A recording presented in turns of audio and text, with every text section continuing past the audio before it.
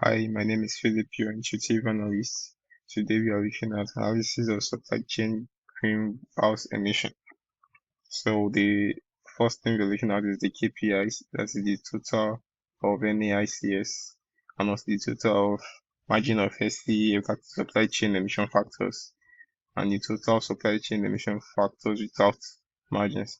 So the substance supply chain emission factors with margins based on the NAICS is the first chart we have on the dashboard.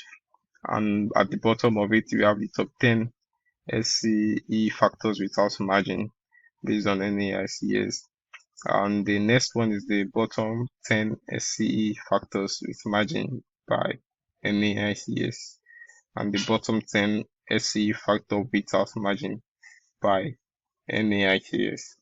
And also we have the distribution of margin of SCE factors by NAICS. Also, we have the summary of the dashboard. Above that, also we have the sliders. So the sliders, you can use the sliders to. So for the first sliders, we have the 2017 NAICS type 2, and also the reference users ID.